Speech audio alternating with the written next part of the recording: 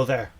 Welcome to Nerd.World History and to my next episode in my Celtic Tribes series. Before I get started, I just need to apologize slightly for the delayed uploading of some of my videos on various of my channels. I'm currently in the middle of selling a house and a few other things, so it's taken up a lot of my time, so I haven't had as much time to sit and actually do these videos lately, but they are coming. They're just coming a little slower. Combine that with my really bad internet at the moment that I can't seem to get sorted. Everything's just taking a little longer, but bear with me, they are coming. In this episode, we're going back to the 1st century AD to a tribe that I quite like, although we'll do, of course, some of their history, and that is the Ordovices tribe from central Wales. Now, just something to touch on. I get a lot of messages and comments about the ancestral origins of these tribes, which is fine, it's great. It's not specifically what I'm going into in this video, but as there seems to be a lot of demand for it, I will go into it. I will do a video more dedicated to it rather than go into it in every individual video, like the ethnic origins of the Welsh people or the English people. If that's what people want, I'll do a dedicated video to the genetic history or ethnic or cultural history of these peoples. But at the moment, that's not what I'm specifically focused on, but as there does seem to be some demand for it, I will go into it in a dedicated video at a later date, just to put that out there.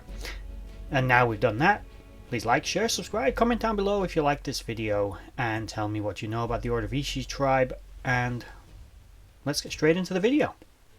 The Ordovices tribe controlled territory from western England through central Wales up to the north to control possibly Anglesey, or Mona as it was then known, although it's a little unclear as to whether or not they directly controlled Mona, because this was the stronghold of the Druids and it may have been directly governed by the Druids. Different video. The Ordovices, of course, were allies with their neighbours, tribes such as the Silures, who I've previously done a video on. They were enemies of the Romans and opposed their invasion of Britain. Now, they were mostly unified under the war leader Caraticus, or Caradog if you prefer, but under his rule, although they unified with the neighbouring tribes and put up a singular front against the Romans, they were eventually defeated around 50 AD. The final battle for the Ordovices during the Roman invasion was the Battle of, and I'm sorry, I'm going to butcher this. I know I'm British, but I don't speak Welsh. Of Caradoc, I think.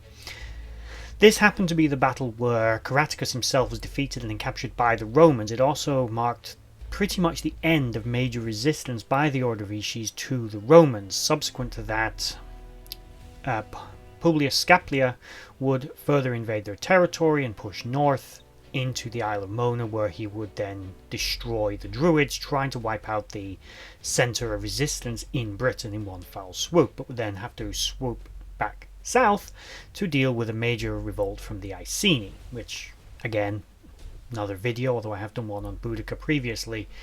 I just have to quickly interject into my own video and interrupt myself, so sorry me. I left out that these two events were actually about 10 years apart.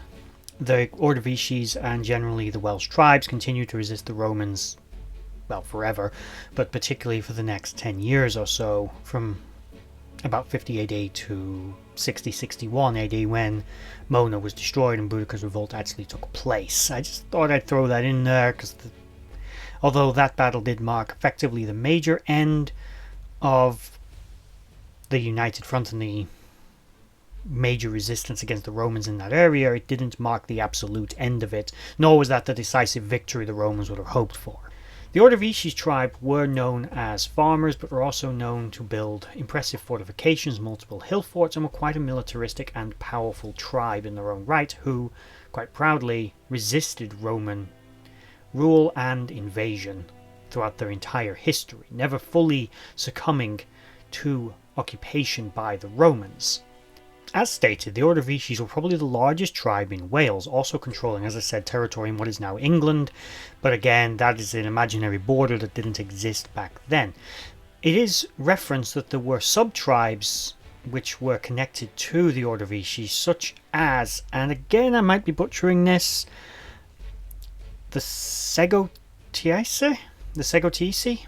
I have no idea how to pronounce it. I'm going to put it on the screen. And these were a sub-tribe of the Ordovices, who, as I said, were very influential and quite powerful. It can also be inferred as something of possibly an honour, which, again, this is hypothetical, but to me it looks like something of an honour bestowed upon them. The Ordovices notably control what is effectively this corridor through the centre of Wales, right the way up from sort of the Midlands area, right the way up to the Isle of Mona. Now, the Isle of Mona, as I said, was the stronghold of the Druids, where it's even referenced by Julius Caesar in his invasions of Gaul that Druids in Gaul were trained in Britannia, and we know that Druids here were trained in Mona. That was kind of like their temple. As I said, it's more of its own video, but to me that tells me if you're the tribe that's responsible for protecting the holiest of holy men in your civilization, you're something pretty special. And you're powerful, you're wealthy, you're influential. It's a trump card. Their chieftain gets to a meeting of all the other chieftains. He gets to sit there and go, you know what, I protect the Druids. I've got the head of the Druids in my corner. And the Druids were very influential people within Celtic society, all across the Celtic world, all over Western Europe. But obviously, particularly in this area, as there would have been a particular concentration of them. Now, whether that means the Ordovices were particularly religious, which would also explain why they were so defiantly against the Romans, because they would have had... I mean, all the Celts would have known who the Romans were. They'd have known about their invasions of Gaul. They'd have by this point been fully aware of what was happening down south with obviously the defeat of Caraticus at the Battle of Meday, the subjugation of tribes such as the Trinovantes, again I'm going to butcher this one, the Chianti, the people rule over the area of Kent, which is another video that's coming up relatively soon. They'd have known what was happening to these people down south, and bear in mind again with the connection, the Druids passed on knowledge verbally, oral history, oral tradition. They would have known about how their people were treated by the Romans, what had happened to them. This was first-hand information to be getting directly from the Druids, which would tell you they would more than likely put up a major resistance to them. But that is all my hypothetical on them. You can kind of see it. The Romans saw the Druids, basically, to put it in a modern context, as how many people see the Taliban today, as radicals, religious extremists. And I'm not saying that the Taliban aren't that, but I'm just saying from a Roman point of view, they also saw Christians the same way. That's kind of how they saw the Druids. And the Ordovices, as I said, were a tribe that were very strongly and closely linked with the Druids in a very, very specific way. It would have been the Ordovices, their warriors, that would have stood against the Romans on the Isle of Mona. It would have been what was left of their tribe that was resisting Scapula and his army when they marched north to wipe them out. So you can imagine, again, this was probably in its heyday, a very privileged and powerful and influential tribe. One of the more interesting things about the Ordovices name is what it lends itself to and its origin. Of course, Ordovices, similar to the Silures, have lent their name to periods of geological history in Earth's past, the Silurian period and the Ordovices period, or the Ordovician. This is due to layers in the rocks in the Welsh mountains where bones have been found and other things from those eras, and they sort of were given those names based on the historical significance of the tribes that rule over those areas. Another thing about the Ordovices is their name itself. Ordo and Vices, the two parts of the name, do seem to have an interesting origin.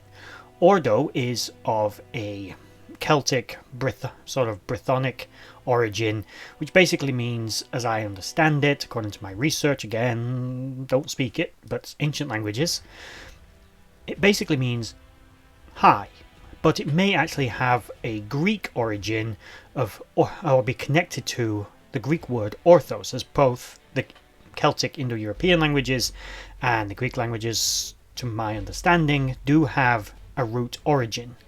And orthos basically means straight or long or something like that, basically true. Vices is a reference to fierce or strong. So high and strong, the Ordovices, which is a fairly interesting aspect to their name.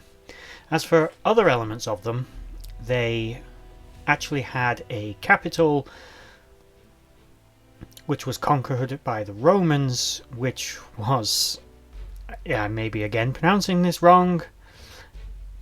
I think I'm going to put it on screen. Branogenium. And to be honest, it's still around, and I can't. Its modern pronunciation is even worse. Oh god, on the screen, Welsh. Sorry, I can't do Welsh pronunciations. I apologise to the whole country of Wales. Sorry. The tribe also had various other hill forts scattered all over their territory. One of which was near to Mount Snowdon, which fell under their area. In the east, and it was close to the Cornovi tribe. Apologies. And may have been put there for that purpose, as a defensive installation against that tribe, to control their border in that area, or stamp their claim on the land as hill forts. The term hill fort is very misleading quite often, because it's a modern term and it makes it sound like it is a military installation, when it's not that simple. These were certainly, or at least many of them, defensive fortifications. Many of them certainly were. They had palisades, gatehouses, defensive installations. You see lots of evidence of battle to some of them. You find sling pellets, arrowheads, mass graves, various things that indicate that there was a military element to some of them, but not all. Some of them don't even fully enclose the settlement. What's the point in a defensive ring that doesn't entirely encircle your installation? So it's a misleading concept, because again, Victorian and Georgian archaeologists would excavate these things, and they started calling them forts because that's what they looked like. And then many of them were forts. Many of them were deliberately fortified strongholds, but many were just capitals. They were just settlements with impressive fortifications. In some cases, the fortifications were very practical and quite deep, and had walls all over them, spikes sticking out of them, and they had, as I said, tower houses, and they would have had gatehouses and places to put a few soldiers. But others didn't even have walls on top of them. They were just earthen mounds. At most, they would slow an enemy down. They were more built to impress. So the term hill fort can be very misleading, but the Ordovices built a lot of them all over Wales. Now, the area they lived is a very mountainous and hilly area anyway, so you can imagine these things were extra impressive, and they did build several of them which were quite well fortified. So there we have the Ordovices tribe, a tribe I particularly like, and of course there is, as I said at the beginning of the video, there's more to their genetic history and their cultural origins that I don't want to go into in every single video for every single tribe, as many of them will have the same Brythonic or Indo-European origins, so it's better I'll do one video that encompasses all of that information as broadly as possible. But generally speaking, the Ordovices. If you enjoyed this video, please like, share, subscribe, and comment down below, and thank you if you did make it all the way to the end. And bye-bye.